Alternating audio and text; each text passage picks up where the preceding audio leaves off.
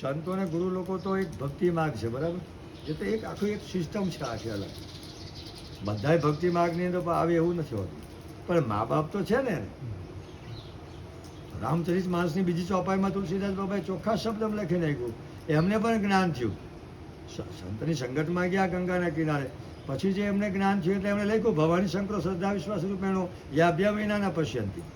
ભગવાનનું દર્શન તમે જો મા બાપને ફોલો કરો ને મા બાપની આજ્ઞા પ્રમાણે તમે જીવો તો જ તમને સાચા સ્વર્ગનો અનુભવ થશે. બાકી સ્વર્ગ ભલે સ્વર્ગમાં રહેતા હોય પણ છતાંય સ્વર્ગના સુખને સુખ નહીં પામ્યું હતું. આ રિયાલિટી તુલસીદાસ બાબાએ લખ્યું. પછી બીજું, ઘણી વાર બધા એમ કહેતા બાપુ કોને ભજવા, કોને ગુરુ માનવા. આવું ઘણી વાર બહુ ટોપ ફિલોસોફીનો માણસ જે હોય, જે કર્મવાદી તો બધા હોય છે, કર્મ પ્રધાન છે, કર્મ વિના તો કોઈ રહી શકે નહીં. પણ છતાં જેનામાં નાસ્તિકપણાનો ભાવ હોય અને કર્મ તો બધાને કરવું જ પડે છે, તો એ કે ગુરુ કોને માનવા, તો એમાં ત્રીજી ચોપાઈમાં લખ્યું, વંદે બોધભાઈ નિત્યમ શંકર રૂપિણમ ગુરુ. ત્રીજી ચોપાઈમાં ચોખ્ખું લખી નાખ્યું પરમાત્માએ, તુલસીદાસ બાબાએ, કે તમારા સ્વયંની અંદર જે પરમ તત્વ છે, જેને આપણે જીવ આત્મા કહીએ છીએ, એ જ શંકર છે, એ જ તમારા ગુરુ. હવે જાગીએ આપણને, એ આપણને ચેતનવંત બનાવે છે, આપણને વિચારો ઉત્પન્ન કરે છે, કોણ? એ કોણ? એ જ તે સ્વયં શંકર છે. પણ હવે એટલું બધું ચિત્ત આપણું લાગતું નથી, અને આપણને બતાવી દેવામાં આવ્યું કે ભોળાનાથ એટલે હું, તો કે લિંગ, મૂળ તો બાણ છે ને, એ ભોળાનાથ છે. મારી દ્રષ્ટિએ તમે મને કહો છો, જ્ઞાની પુરુષ એ વાતને નહીં માને. જ્ઞાની પુરુષ એમ કે છે મૂત્ર દ્વારને લિંગ થોડું કહેવાય.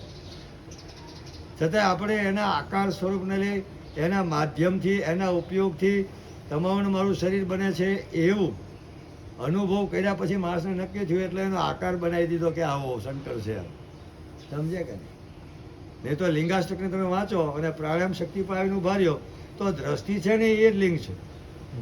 પણ હવે એ વાતો પર શંકરાચાર્ય ભગવાને બહુ મોટો વિરોધ કર્યો કે ભાઈ તમે આ વસ્તુ સમજતા નથી, જ્ઞાનની દ્રષ્ટિ પર તમે આવશો સમજાશો.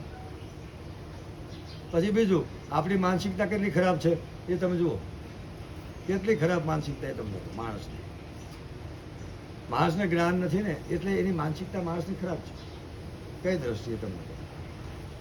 આજે તમે ગ્રહસ્થ જીવનમાં છો,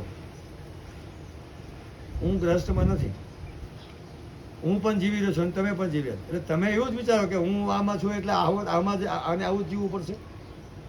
તમે એમાં છો, તમે એ સંસારના તમને જે કંઈ આપવામાં આવ્યું એ જે સુખો છે એ તમે પામી રહ્યા છે, એટલે તમે મને પણ તમે લઈ લો કે બાપુ પણ એમાં એ રીતે જીવતા હશે. અને પછી તમારું થિંકિંગ છે ને, એવું થોડું છે કે બધા એ માર્ગની પર હાલતા હશે. બધાને ગ્રહસ્થ જીવન છે, બધા પોતપોતાના સિદ્ધાંતોને પોતાના શરીરની ક્ષમતા પ્રમાણે જીવતા હશે. તમે ને હું રોટલી ખાઈએ છે, તમે ગેસ પર બનાવતા હોય, હું લાકડા પર બનાવતો હોય. કોઈ એમને એમ તમને કોઈ લોટ ઘોળીને પી જતા હોય. મૂળ તો ભૂખને સંતોષવાની છે, એથી વધારે તો કંઈ બીજી આ પ્રકૃતિ છે નહીં માનવની. તો આ જે સિસ્ટમ જે પૃથ્વી પર આવી એની અંદર તમને કહું, અરણ્યકાંડમાં એ પણ લખી નાખ્યું હનુમાનજી મહારાજે કે ભાઈ પરહિત જિનકે મન માહિત જિનકે જે કશું દુર્લભ કશું નહીં. તમે ને હું જે કર્મ કરીએ છીએ એ બીજા જીવોના કલ્યાણ માટે જ કરીએ છીએ, પણ આપણી જે કર્મ કરવાની ભૂમિકા છે એમાં સકામતા છે. આપણું એક લિમિટેશન છે કે મારા આટલા બાળકો છે, મારો આટલો સમાજ છે, આટલું મારું કુટુંબ છે, એની સાથે હું જોડાયેલો છું અને એના વ્યવહારને હું સાચવવા માટે બેઠો.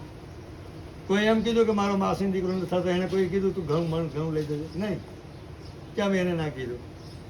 બોલો, તમને જ્યાં લાગે છે, તમારું જે ગુરુત્વાકર્ષણ લાગવું પડે છે એમાં આપણે તરત કહીએ ભાઈ ના હોય તું લઈ જજે. બોલો, જે ગામમાં છે જેને આપણી કાંઈ નિસ્બત નથી એને કોઈ આપણે કીધું કે તું 5 મણ દાણા મારા ઘેર લઈ જજો, નહીં. એ વસ્તુ કોની પાસે? એ જે સિદ્ધાંત છે ને એ સંતો પાસે. સંતોને આજે હું એમ કહું, તમે વર્ષો સુધી ભેગું કર્યું હોય, હે બાબરિયા, તમે વર્ષોથી પૈસા આખી કરીને બધું ભેગું કર્યું હોય, તમે તમારા જયંતિને આપો કે મારો છોકરો હોય તમે આપો, બરોબર નહીં જવાબ આપો, કેને આપો? કોને આપો? જયંતિને આપો, બરાબર. તો આ સંત મહાપુરુષો જે છે એ વર્ષો સુધી પરમાત્માનું બ્રહ્મ તત્વને પ્રાપ્ત કરવા માટે વર્ષોથી તપ કરે છે. એ લોકો છેલ્લે સેવકોને આપીને જાય છે. સેવકોને જ્યાંથી આવ્યા એના વિશે વિચાર, નહીં તો તમને મને મમટવો હોય, મારું આ ઘર છે, મારું આ કુટુંબ છે, મારું આ ગામ છે, એવું આપણને મમટવું હોય. તમે ભાઈનું કોઈ સાધુએ કોઈ એવું કીધું કે મેં મારા ભાઈને મારી સિદ્ધિ મેં એને અર્પણ કરી. એવું તમે ક્યાંય કોઈને સાધુના મુખ્ય સાંભળ્યું?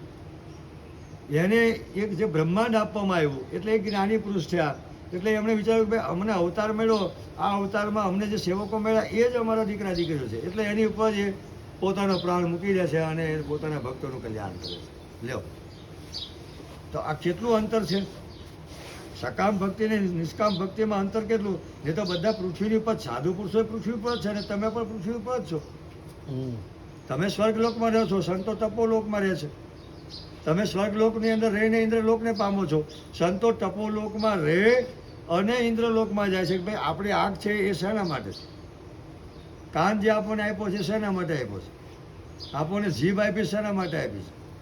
તો આપણે તો પાછું ઘડીકમાં તમને કોઈ રિહાઈ જાય ને તો પાછું શ્રાપાઈ દેવા માંડીએ. એટલે ઘડીકમાં બધા રીઝી જાય તો આશીર્વાદ દેવા માંડીએ. હો બાપુ